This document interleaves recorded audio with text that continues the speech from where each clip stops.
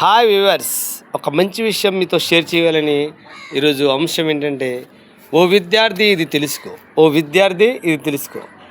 ప్రతి ఒక్కరు కూడా పాఠశాల స్థాయి నుంచి అలాగే కాలేజీ విద్య వెళ్ళే వరకు ఒక చక్కటి చదువు చదివితే మంచిగా అభివృద్ధి చెందుతారు. నువ్వు ఎప్పుడైనా గమనించు, 25 సంవత్సరాలు 100 ఏళ్ళ జీవితం. సాధారణంగా 25 సంవత్సరాలు ఎవరైతే కష్టపడతారో మిగతా 75 సంవత్సరాలు సుఖంగా ఉంటారు. తెలుసా? 25 సంవత్సరాలు కష్టపడితే మిగతా 75 సంవత్సరాలు ఎలా ఉంటుంది? ప్రశాంతంగా బతుకగలం. దానికోసమే తల్లిదండ్రులు పడే కష్టం గురించి తెలుసుకున్నావు. చదువు విలువ నువ్వు తెలుసుకుంటున్నావా? స్కూల్కి వెళ్ళామా, లేకపోతే కాలేజీకి వెళ్ళామా, అలాగెళ్ళి ఇలా తిరిగామా, అలాగెళ్ళి ఇలా వచ్చామా? ఒకరోజు కాలేజీకి వెళ్తే ఒక కొత్త విషయం నేను ఏం నేర్చుకున్నా, ఈరోజు కొత్త లెక్కలు ఏం నేర్చుకున్నా, కొత్త సైన్స్లో ఏం నేర్చుకున్నా, కొత్త విషయంలో నేను ఇంకా ఏం నేర్చుకున్నానని ఒక ఆలోచన కలిగి ఉన్నావా? ఏ లక్ష్యం లేకుండా, ఏ గురి లేకుండా ఇలాగెళ్ళి ఇలా తిరిగి వచ్చేస్తున్నావా?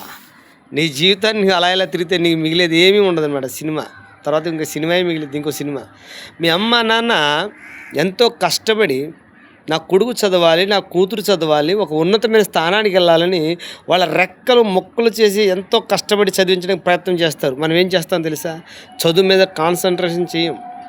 మన కాన్సన్ట్రేషన్ అంతా రకరకాల మొబైల్ మీద, లేకపోతే రకరకాల మూవీస్ మీద పెడతాం. మూవీ చూడొచ్చు, ఎంటర్టైన్మెంట్ చూడొచ్చు. మరి చదువు, ఎంటర్టైన్మెంట్ ఉండాలి, మూవీ చదవాలి, ప్రతిదీ చూడాలి. మరి చదువును నువ్వు ఎప్పుడు నిర్లక్ష్యం చేయకూడదు.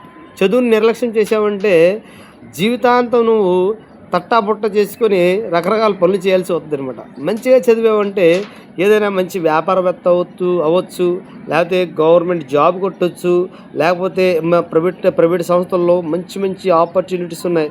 ఆపర్చునిటీస్ అన్నీ వస్తాయి. కానీ చదువును నిర్లక్ష్యం చేయకూడదు. చదువుని నిర్లక్ష్యం చేసిన జీవితాలు ఎలా ఉంటాయి తెలుసా? ఇంకా సినిమా కష్టాలు అలాగే ఉంటాయి. మీ అమ్మ నాన్న నిన్ను ఎందుకు చదివిస్తున్నారు? నువ్వు బాగా చదవాలనే కదా. నువ్వు బాగా చదివి ఉన్నతమైన స్థానానికి వెళ్తే చాలు. వాళ్ళ ఉద్దేశం వాళ్ళ కళ నెరవేరినట్టే. వాళ్ళ కళ నెరవేరాలంటే నువ్వేం చేయాలి? కొన్ని విషయాలు చెప్తాను, వింటావా? ఒక ప్రణాళిక పెట్టుకోవాలి. సాధారణంగా 10th క్లాస్ అయిపోయిన తర్వాత ఒక ప్రణాళిక పెట్టుకోవాలి. నువ్వేం చదవాలి? ఒక లక్ష్యం పెట్టుకో. లక్ష్యం అంటే కేవలం ఒక లక్ష్యమని కాదు, ఆప్షనల్ ఉండాలి. ఒకటి ఏ, బి, సి నీ ఇష్టం. కానీ ఏ గురించి మాత్రం కష్టపడడం మాత్రం రాజీ లేకుండా చదవాలి. రాజీ లేకుండా కష్టపడాలి, చదవాలి. కొన్ని త్యాగాలు చేయాలి. ఫంక్షన్లని, లేకపోతే మూవీస్ అని, ఎగ్జామ్స్ టైంలో చేయడం, ఆ మొబైల్ను దూరంగా పెట్టి కొన్ని త్యాగాలు చేయాలి. ఆ త్యాగాలు చేస్తేనే కదా నువ్వు కొత్త చరిత్ర రాయగలవు. కాబట్టి కొత్త చరిత్ర నువ్వు రాయాలంటే త్యాగాలు చేయాల్సిందే. నీ కోసం మీ అమ్మ నాన్న ఇన్ని త్యాగాలు చేశారు. కాలేజీలకి ఫీజులు అనేక రూపాయలు పెట్టి నీకు బట్టలేంటి, నీకు తినటానికి తిండేంటి, పుస్తకాలేంటి, ఇన్ని ఖర్చు చేసిన త్యాగాల ముందు నీ త్యాగం చేయవా? మరి నువ్వు త్యాగం ఎప్పుడైతే చేస్తావో అప్పుడే ఉన్నతమైన స్థానానికి వెళ్తావు. మీ అమ్మ మీ నాన్న కూడా లక్ష్యం అదే. కాబట్టి ఏంటంటే బలమైన ఒక లక్ష్యం పెట్టుకో. ఒక లక్ష్యం పెట్టుకొని ఆ లక్ష్యాన్ని సాధించడానికి ఒక ప్రణాళిక వేసుకో. అర్థమైందా? ఆ లక్ష్యం పెట్టుకున్న తర్వాత ఒక టైం సెట్ చేసుకొని బాగా చదువుతూనే ఉండాలి. నిత్యం చదువుతూనే ఉండాలి. చదువు బాగా సమయం కేటాయించాలి. చదివితేనే కదా కొత్త విషయాలు అర్థమవుతాయి. చదివి చక్కగా మొబైల్ ఫోన్లు ఈ రోజుల్లో, ఒకప్పుడైతే మనకి ఏ విషయం కొట్టినా ఏమి రాదు. కానీ మొబైల్ ఫోన్లో నీకు తెలియని అంశం ఏంటంటే కొడితే ప్రతి చోట ఆఫ్లైన్ క్లాసులు, ఆన్లైన్ క్లాసులు చాలా ఉన్నాయి. నీ సమయాన్ని నువ్వు కేటాయించాలి. కానీ ఒక అద్భుతమైన చదువు అంతా ఈ యొక్క మొబైల్లోనే ఉంది, ఆన్లైన్ డేటాలోనే ఉంది. కాబట్టి ప్రతిరోజు కూడా చక్కగా చదవడానికి నువ్వు ఒక టైం పెట్టుకొని చదవాలి. అలాగే ఒకటి లక్ష్యాన్ని పెట్టుకున్నావు, ప్రతిరోజు చదవాలి. రెండోది ఏంటంటే సమయాన్ని వృధా చేయకు. ఇది చాలా విలువైనది అనమాట. గడిచిపోయిన రోజు రాదని నీకు తెలుసు, అయినా నీ పని ఏంటి? సరదాగా ఎంజాయ్ చేయడం, ఫ్రెండ్స్తో ఎంజాయ్ చేసే టైం చాలా ఉందండి. ఇదే కాదు, నువ్వు సరి అయిన చదువుకోకపోతే లైఫ్ అంతా ఎంజాయ్ చేస్తూనే ఉండాలి, అక్కడ ఉద్యోగాల కోసం. కాబట్టి సమయాన్ని వృధా చేయవద్దు. సమయాన్ని వృధా చేసావా ఇంకా నీకు మరో ఛాన్స్ లేదు, మరో ఛాన్స్ ఉండదన్నమాట. సమయాన్ని ఎప్పుడు వృధా చేయవద్దు. కాబట్టి చెప్పాను కదా ఫస్ట్లో, ఎవరైతే 25 సంవత్సరాలు కష్టపడి చదువుకుంటారో 75 సంవత్సరాలు బాగుంటారు వాళ్ళు. ఈ 25 సంవత్సరాలు అల్లరి చిల్లరగా తిరుగుతూ ఉంటారో, సమయాన్ని వృధా చేస్తారో వాళ్ళు ఇంక అంతే, వాళ్ళకి సినిమాయే కనబడిద్ది. కాబట్టి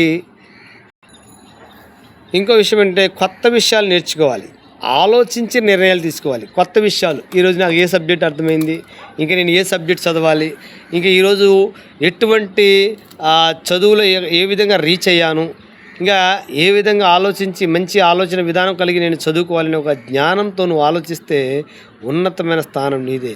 ఉన్నతమైన స్థానం రావాలంటే ఊరికనే రాదండి. ఉద్యోగాలు ఈరోజు ఊరికనే వస్తాయా? ఇప్పుడు ప్రైవేట్ సంస్థల్లో మామూలుగా నిన్ను పెట్టుకుంటాడా? ప్రైవేట్ సంస్థలో కూడా నీలో ఉన్న స్కిల్ ఉండాలి. నీలో మంచి స్కిల్ ఉంటేనే వాళ్ళు ఆపర్చునిటీస్ ఇస్తారు. కాబట్టి ఏం చేయాలి, నువ్వు ప్రతిరోజు కొత్త విషయాలు నేర్చుకుంటూ ఉండాలి, కొత్త విషయాల పట్ల ఆసక్తి కలిగి ఉండాలి. మరి ఇన్ని అంశాలు కూడా నువ్వు పరిగణలోకి తీసుకోవాలి. నీ భవిష్యత్తుకు నీవే పునాది, నువ్వు వేసే పునాది మీదే. డబ్బులైతే అమ్మ నాన్న ఖర్చు పెట్టి రూపాయి ఖర్చు పెట్టి అప్పు సప్పు చేసి అనేక వేల రూపాయలు పెట్టి కట్టి ప్రైవేట్ సంస్థలు కడతారు. కానీ నువ్వు ఒక బలమైన పునాది వేసుకోకపోతే, నువ్వు బలమైన మైండ్ సెట్ తయారు చేయకపోతే వాళ్ళ పడ్డ కష్టం అంతా వృధా. కాబట్టి వాళ్ళ కష్టం వృధా అయిందంటే నీ జీవితం కూడా వృధా అయినట్టే తెలుసా. వాళ్ళు ఒకవేళ వాళ్ళు అనేక రూపాయలు కష్ట నష్టాలు చేసి అదొక బాధలు పెట్టి రూపాయలు పెట్టి కాన్వెంట్లు లేకపోతే కాలేజీలో ఫీజు కడతారు. తర్వాత నీ భవిష్యత్తు వాళ్ళ కాలం అయిపోద్ది, తర్వాత నీ భవిష్యత్తు. కాబట్టి ఓ విద్యార్థి చదువు విషయంలో రాజీ పడకు. నువ్వు చదువు విషయంలో రాజీ పడ్డావా అంటే, ఓ విద్యార్థి చదువు విషయంలో నువ్వు రాజీ పడ్డావంటే నీ జీవితం ఉండదనమాట. మీ అమ్మ నాన్న చెప్పేది వాళ్ళ యొక్క ఆశయం ఏంటంటే, ఆశ కూడా ఇదే, నువ్వు చదవాలి, మంచి ఉద్యోగం సంపాదించాలి, మంచి స్టేజ్లో నువ్వు ఉండాలి, అదే వాళ్ళు చాలు.